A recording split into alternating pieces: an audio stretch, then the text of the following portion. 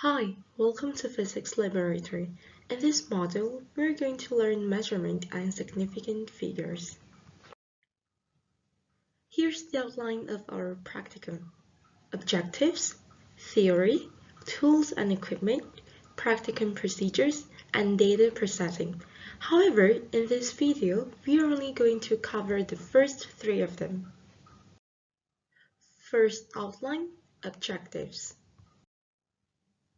The module contains 4 objectives to be achieved by the end of the practicum. 1. To learn the measurement uncertainty, simple data processing, and various kinds of measurement. 2. To determine the uncertainty in the measurement process. 3. To understand the concise rules of significant figures and the use of them. 4. Be able to operate significant figures at its concise rules. Second outline, theory. Believe it or not, every measurement always has uncertainty, either done by the tools, the humans operating it, or even by some random uncertainties. There are a lot of causes as what I've mentioned before, such as 1. Tools limitation.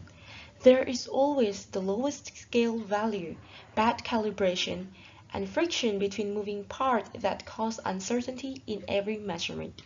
Second, observer limitation. As human beings, we are all limited, so there will never be a precise measurement done by humans.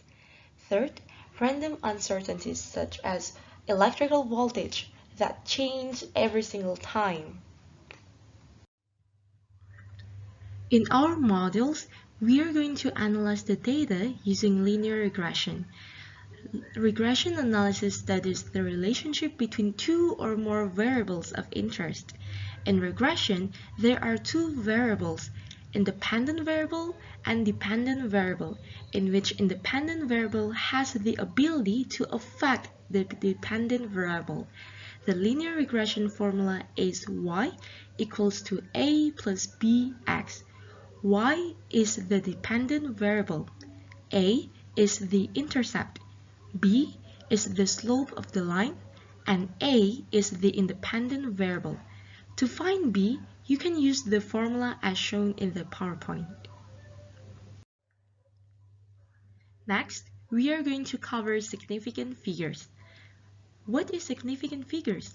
Well, they are the digits that contribute to its measurement resolution, accurate and precision. The concise rules of the significant figures are 1. All non-zero digits such as 1, 2, 3, 4, 5, 6, 7, 8, and 9 are significant. 2. 0 between non-zero digits are significant. 3. Leading zeros are never significant. 4. In a number with a decimal point, trailing zeros, those to the right of the last non-zero digit, are important. 5. In a number without a decimal point, trailing zeros may or may not be significant. Here are the examples of the application of significant figures. First example, the number 48,923 contains 5 significant figures based from the first rule. All non-zero digits are significant.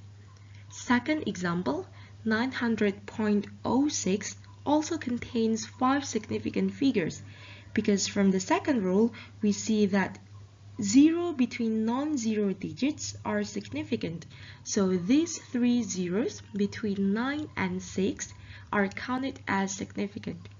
Third example, 0.0004 only contains 1 significant figure. As from the third rule, leading zeros are never significant, so all of the zeros here are not significant. The fourth and fifth examples are based from the fifth rule. In a number without a decimal point, trailing zeros may or may not be significant. Well, They may be significant if the last number is underlined. As you can see from the last example, the last 0 is underlined, so all of the numbers are significant. You can compare it with the fourth example that has no number underlined, so the only significant number in the fourth example is only 3. Third outline, tools and equipment. In this practicum, we are going to need 5 tools and equipment. The first one is caliper, as shown in the first picture. Second, marker. 3, 500 rupiah coin. 4, pulley.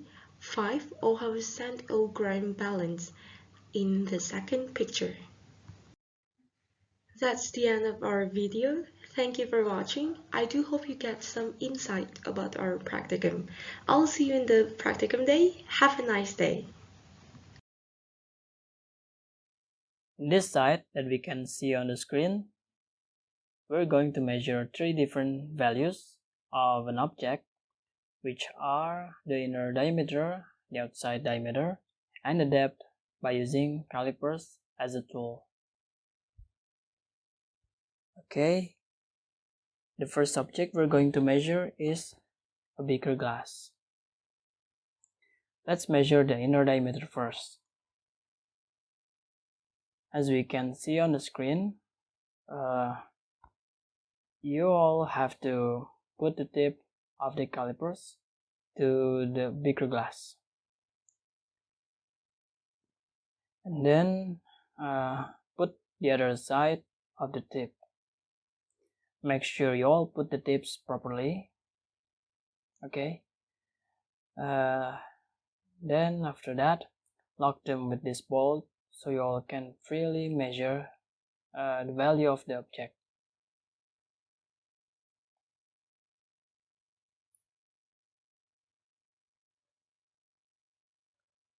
Next, the way we measure the object is we have to look at the lowest scale and the highest scale first. As we can see on the screen, the lowest scale of the object is 4 and the highest is 5. Next, we look at where is the vernier or non-new scale started from. As we can see here on the screen, that the 0 of the non-new scale started from 4.1, right here. So you all have to write down the main scale of the inner diameter is 4.1 centimeter right here. Then after that, we look at the non-new scale again and find out where the non-new scale line parallel to the main scale line. As we can see here, the most parallel line between the main and the non-new scale is on the number 2, right? After we found out the number, we multiplied it by this lowest scale of the calipers, or we can call it NST, which is 0.01 centimeter. So we have 2 times 0.01, which is 0.02 centimeter. Next, we add it by the early value, which is 4.1 centimeter. Then we add it by the early value, we have 4.12 centimeter. There we have the value of the inner diameter of the beaker glass.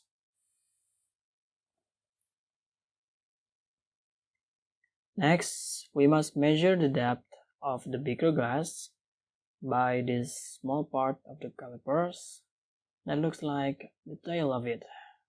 This one right here, right?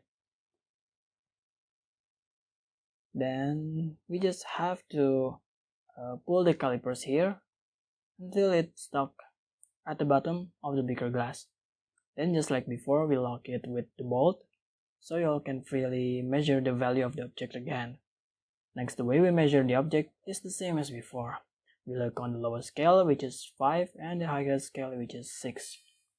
And as we can see, the zero number of the vernier or non-use scale is started on the 5.4 centimeter. Right here, 5.4. Right. Next, we must find out where the non-use scale line, which parallel to the main scale line again. As we can see here, the most parallel line between the main and the non-use scale is on the number 8, right? Okay, next we multiplied it by 0.01 centimeter. Then we have 0.08 centimeter. Next, we add it by the earlier value, which is 5.4 centimeter. Then we have the depth value of the beaker glass is 5.48 centimeter, right? Okay, right. Okay, the last one we have to measure is the diameter or the outside diameter.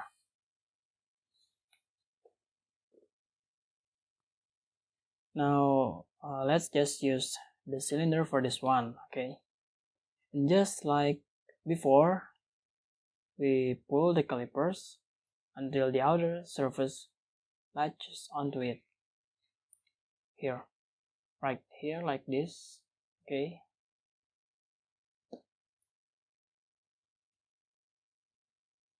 and then we locked it with the bolt again, and same as before, we look at the lowest main scale, which is 3, and the highest is 4. And then we look at the zero of the vernier or non-use scale, which is started on the number 2. Yep, so we'll have to write down by 3.2 centimeter for the main scale. We look again on the non-use scale to find out the parallel line between the main and the non-use scale again.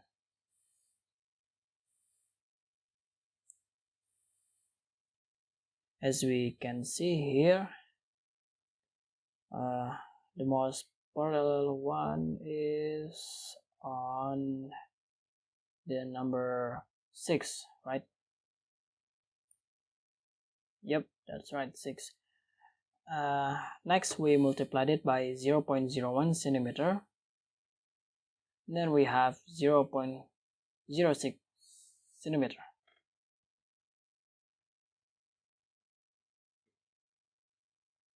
So after that, we added by the early value, which is 3.2 centimeter. So we have 3.26 centimeter for the outside diameter, right? 3.26. Yep. Thereby, that's how we measure object using calipers. Okay, right now I'm going to give you another example to measure the calipers.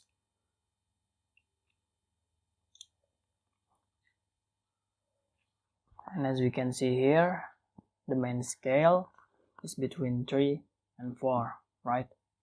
And the zero of the vernier or non-use scale is started from number 1. So we have 3.1 centimeter for the main scale.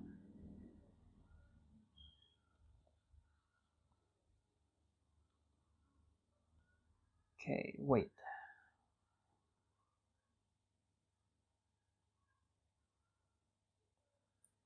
So the main scale is 3.1 centimeter. meter. There.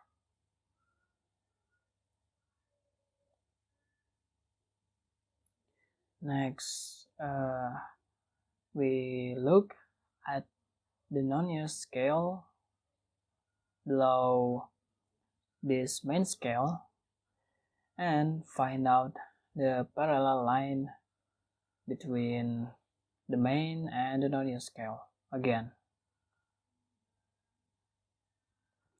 And as we can see here, the most parallel one is on the number 7, right here, this line. So we write down the 7th line, 7. After that we multiplied it by the lowest scale or 9st, which is 0.01 centimeter, right?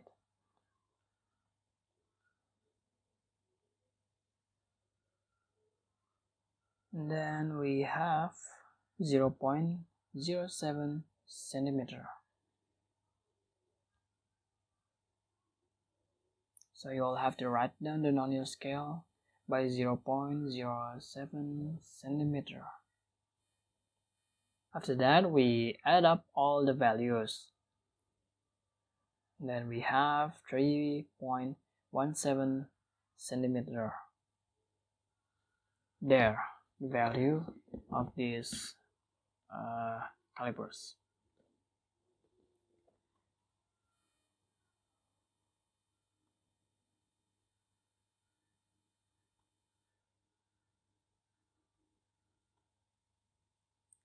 Next, we write down the report by x bar equal x plus minus delta x. Now this delta x is the uncertainty value of the calipers.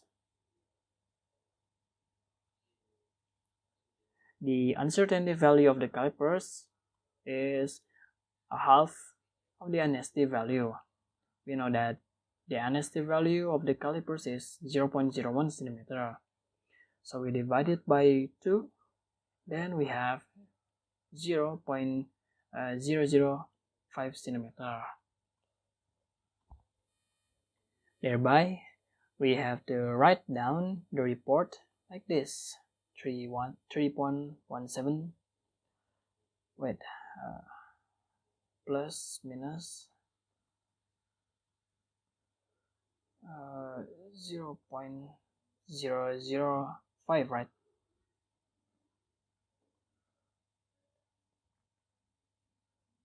And don't forget to write down the unit, which is centimeter, on the outside.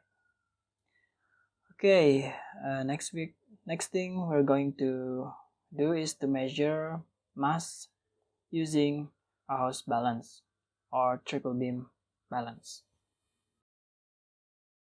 Okay, next we're going to use a house balance or the triple beam balance. As we can see here, there are different parts of the triple beam balance. The first part here is a pan that used for putting load. The second part here is a thumb screw that used as a calibration screw, so that the equilibrium point in here is at 0. Next, there's a balance arm here, or we can call it beams too. Then the one we put left and right here is called sliders or riders. Next, the unit that we used in this triple beam balance is grams.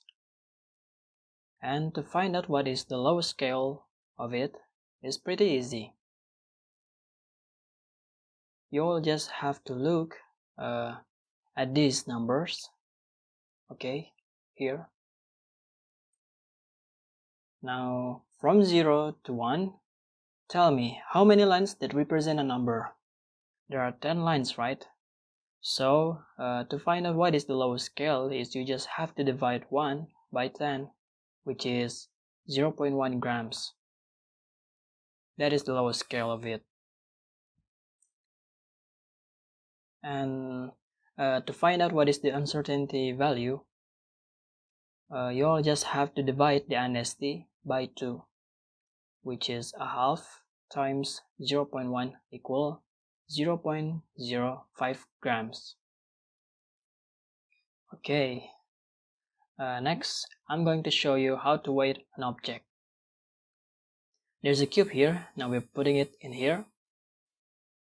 As we can see here, the equilibrium point is not on 0, right? That means the load is heavier than the balance. Now all you have to do right now is to slide the riders to right and see if anything changes. The 1 gram beam here, as we can see, doesn't change anything on the weight, right?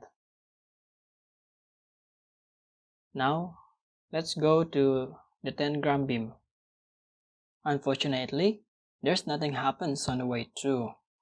Now let's try the 100 gram beam. Here we try on 100 first. There's nothing happens. Let's try 200. And still there's nothing happens. Let's try 300. Still nothing happens. Let's try 400. There we can see there's a change in the weight. Now take a look. If we put the 10 gram beam on 40, the balance is heavier than the object, right? Now after we reduce the weight on 30, there we can see the equilibrium point is a little bit on 0.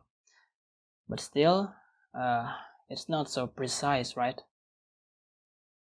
Now let's try to put the 10 gram beam on 20 and put the 1 gram beam until the equilibrium point is precisely on 0.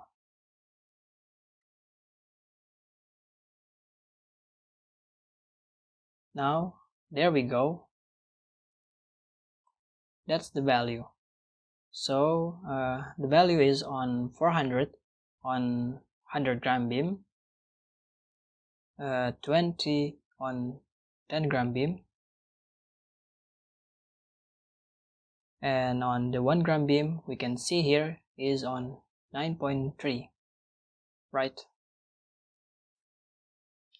Thereby the value of the cube is 429.3 grams. That's the value of the mass. We're going to make the data processing. Until this time, we have done measuring from calipers to triple beam balance, right? Now you all just have to write down the value of them in this table. For the calipers, we have measured the inner diameter and the depth of the beaker glass and the outside diameter of the cylinder. And for the triple beam balance, we have weighted a mass of a cube. So we'll just have to write down the report by x plus minus delta x, and the x is for the value of what we found from the practicum before, plus minus delta x. The delta x is for the uncertainty value from what tools we used before. And lastly, don't forget to write down the units of an object. For the calipers are centimeter, and for the triple beam balance are grams. Okay, that's all for today's practicum. Thank you for paying attention, and I apologize if there's an error before. Have a nice day. Wassalamualaikum warahmatullahi wabarakatuh.